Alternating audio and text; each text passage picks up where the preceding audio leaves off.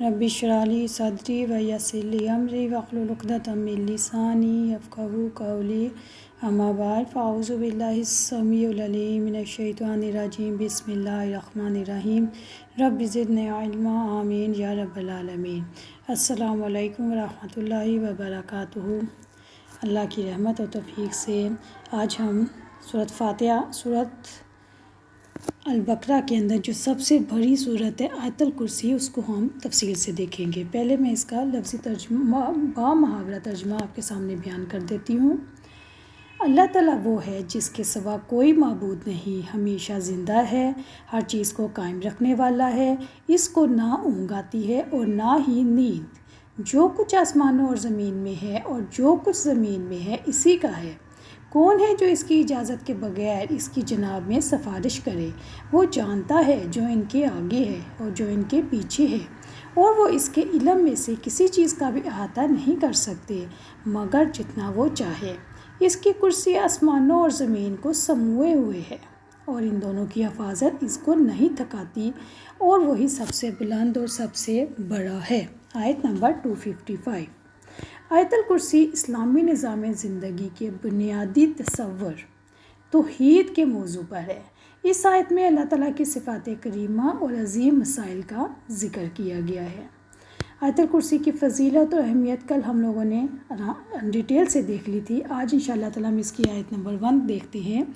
अल्लाहु ला इलाहा इल्ला हु, अल्लाह ताला वो है जिसके सिवा कोई माबूद नहीं।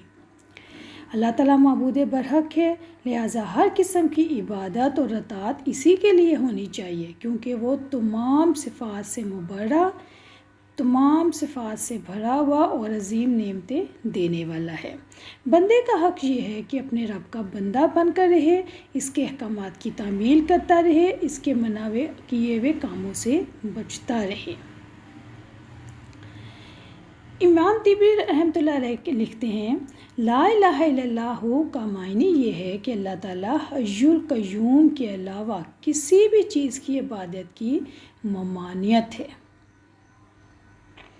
अल्लाह ताला ने इरशाद फरमाया सूरत अल इमरान आयत नंबर 102, अलिफ लाम मीम अल्लाहु ला इलाहा इल्ला हु अल हय्युल क़य्यूम।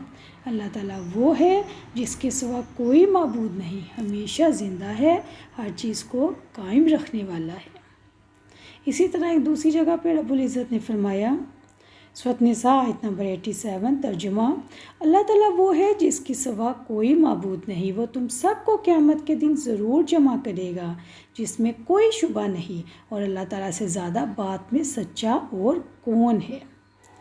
रब्बुल इज़्ज़त का इरशाद है सूरत अत-तौबा आयत नंबर 129 तर्जुमा, अब फिर अगर वो मुँह मोड़ें तो आप कह दें कि अल्लाह ताला ही मुझे काफ़ी है, इसके सिवा कोई माबूद नहीं, मैंने इसी पर भरोसा किया और वही अर्श अज़ीम का रब है। इसी तरह सूरत ताहा आयत नंबर 8 में अल्लाह ताला फरमाते हैं, अल्लाहु ला इलाहा इल्ला हु लहुल अस्माउल हुस्ना। अल्लाह ताला वो है जिसके सिवा कोई माबूद नहीं, इसी के लिए बेहतरीन नाम है। प्यारी बहनों, रसूल अकरम सल्लल्लाहु अलैहि वसल्लम ने फरमाया, ईमान की 60 से कुछ ऊपर या 70 से कुछ ऊपर शाखें हैं, इनमें सबसे बड़ी फजीलत वाली शाख ला इलाहा इल्लल्लाह है, और सबसे कम रुतबे वाली रास्ते से अजियत को हटाना है, और हया ईमान की एक शाख है। सही मुस्लिम हदीस नंबर 58।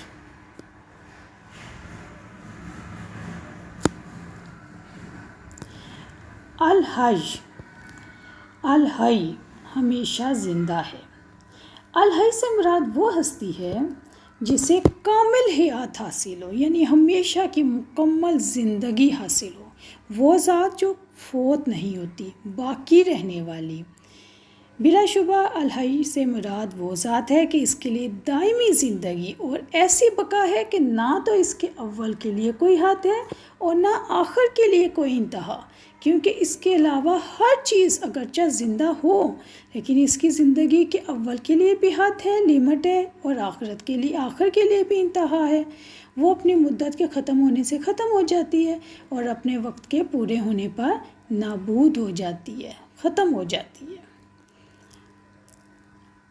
قرآن کریم کی آیت، عظیم ترین آیت، اللہ لا الہ الا ہو الحی القیوم، وہی اسم اعظم ہے کیونکہ ہر زندہ شعور اور ارادے والا ہوتا ہے، اس لیے وہ تمام صفات کو لازم کرتا ہے۔ اللہ تعالیٰ کے اسماء مبارک میں سے دو نام الحی القیوم ہیں اور وہ دونوں اپنے اندر تمام اوصاف اور افعال کو سموئے ہوئے ہیں۔ القیوم ہر چیز کو قائم رکھنے والا ہے۔ قیوم سے مراد وہ ذات ہے جو خود قائم ہو اور دوسروں کا قیام اس سے ہو۔ ہر چیز کو قائم رکھنے والا ہے، اس سے یہ مراد ہے کہ اللہ تعالیٰ ساری مخلوقات کی تخلیق، رزق، دیکھ بھال اور حفاظت کرنے والے ہیں۔ اللہ تعالیٰ بذات خود قائم ہے، اس کا قیام کسی دوسری چیز پر منحصر نہیں اور اس کو ہمیشگی حاصل ہے۔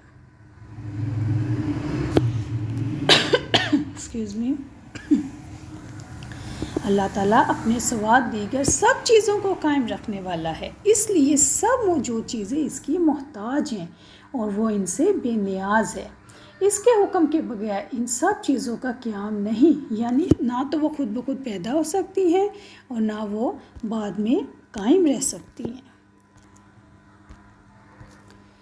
کائنات کی تمام چیزوں کا وجود اور حفاظت حکم الہی ہی سے ہے۔ قرآن و سنت میں اس کے پختہ دلائل ہیں۔ اللہ تعالیٰ کے بغیر ان چیزوں کی کوئی حیثیت نہیں ہے، جیسے کہ رب العزت کا ارشاد ہے سورۃ الملک آیت نمبر 19 ترجمہ، اور کیا انہوں نے اپنے اوپر پرندوں کو نہیں دیکھا اس حال میں کہ وہ پر پھیلائے ہوئے ہوتے ہیں اور کبھی سمیٹ لیتے ہیں، رحمان کے سوا انہیں کوئی نہیں تھامتا، بلا شبہ وہ ہر چیز کو خوب دیکھنے والا ہے۔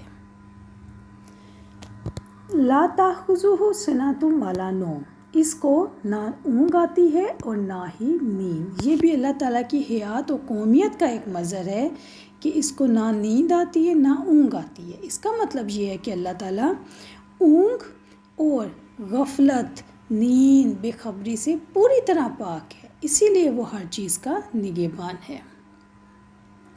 صحیح حدیث میں ہے کہ رسول اکرم صلی اللہ علیہ وسلم نے ایک مرتبہ کھڑے ہو کر صحابہ کرام رضی اللہ عنہ کو 4 باتیں بتائیں۔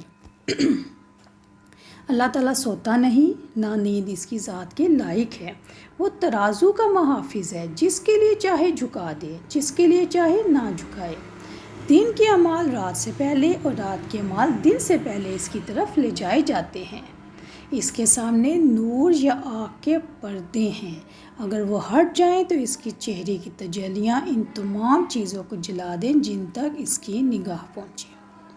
اگلی آیت دیکھ لیتے ہیں، لاہو ما فی السماوات و ما فی الارض، اللہ تعالیٰ زمین و آسمان کا مالک ہے اور باقی سب مملوک ہیں، وہ خالق ہے اور باقی مخلوق ہیں، وہ رازق ہے اور باقی مرزوق ہیں، جو کچھ آسمانوں میں اور جو کچھ زمین میں ہے اسی کا ہے، سورج، چاند، ستارے، فرشتے، آسمان میں موجود ہر چیز، زمین میں موجود ہر چیز اپنی تخلیق، ملکیت، بندگی، تدبیر کے اعتبار سے تنہا اللہ تعالیٰ کی ہے، اس میں کوئی شریک نہیں۔ بے شک اللہ تعالیٰ ہر چیز کا مالک ہے، اس کی ملکیت کسی حد میں، کسی لمٹ میں لمیٹڈ نہیں ہے، کسی لمٹ میں، کسی باؤنڈری میں آتی ہو۔